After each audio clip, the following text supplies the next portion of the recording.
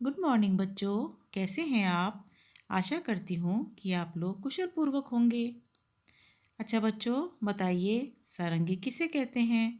सारंगी भारतीय शास्त्रीय संगीत का वाद्य यंत्र होता है जिसका प्रयोग म्यूजिक में किया जाता है। यह गिटार की तरह होता है जिसमें तार कमानी से रेत कर बजाए जाते हैं। ये एक प्रकार का बाजा होता है।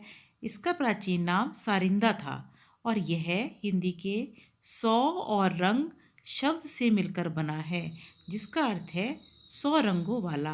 तो चलिए आज आपको पाठ नंबर 10 मीठी सारंगी पढ़ाते हैं। इसको आप भी रीड करिएगा। एक गांव में एक सारंगी वाला आया। वह सारंगी बहुत अच्छी बजाता था। रात में जब उसने सारंगी बजाना शुरू किया तब गांव के बहुत से लोग इकट्ठे हो गए।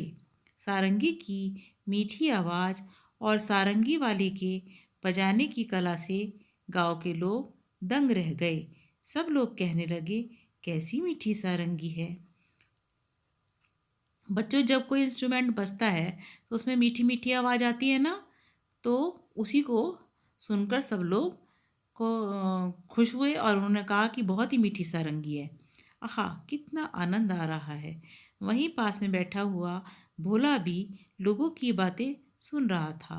वह मन ही मन कहने लगा, इन लोगों को सारंगी बहुत मीठी लगी, लेकिन मेरा तो मुंह मीठा हुआ ही नहीं। ये सब झूठे हैं।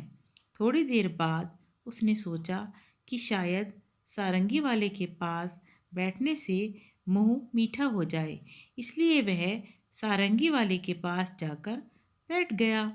रात के 3-4 बजे जब सारंगी वाले ने गाना बजाना बंद कर दिया तब लोगों ने सारंगी वाले से कहा, महाराज, आपकी सारंगी बहुत ही मीठी है, हमें बड़ा ही आनंद आया।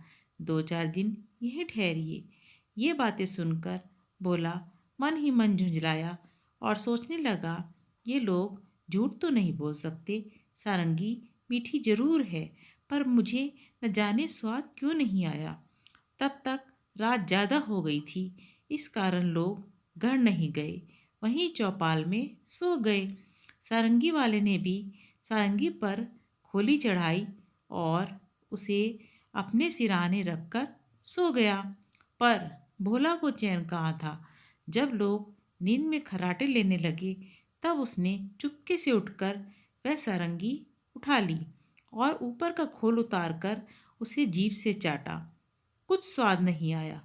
तब उसने सारंगी को खूब हिलाया, उसके छेद को मुंह के पास लगाकर मुंह में उड़ेला, पर सारंगी से एक भी मीठी बूंद नहीं निकली। वह लोगों की बेवकूफ़ी पर बहुत ही झुंझलाया। अब की बार उसने सारंगी को गांव से बाहर दूर ले जाकर फेंक दिया। वह लोगों की बेवकूफ़ी पर हंसता हुआ अपनी जगह पर आकर चुपचाप सो गया। सवेरा होने पर जब सारंगी अपनी जगह पर नहीं मिली तो सब लोग और सारंगी वाला बहुत दुखी हुए। लोग कहने लगे, बड़ी मीठी सारंगी थी, पता नहीं कौन ले गया। भोला इस बात को ना सुन सका और गुस्से से बोला, क्या खाक मीठी थी, मैंने तो उसे अच्छी तरह चाटा था, उसमें जरा भी मिठास नहीं थी। तुम सब लोग झूठे हो और बाबा जी की खुशामद करते हो। लोगों ने कहा, पर सारंगी है कहाँ?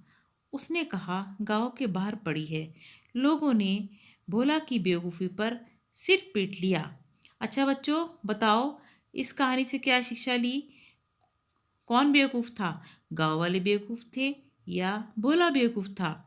भोला बेवकूफ़ था। उसने सारंगी के सुर का, उसकी सारंगी की मीठी आवाज़ का उसने आनंद नहीं लिया और वो सोचता रहा कि सारंगी में मिठास होगी। वो टेस्ट की तरफ ध्यान देता रहा, है ना? तो भोला बेवकूफ़ था ना। चलिए अब आप इस लेसन को अच्छे से रीड करिएगा। इसके प्रश्न उत्तर हम नेक्स्ट वीडियो में भेजेंगे। ठीक ठीक है बेटा। अच्छा ठीक है। Thank you.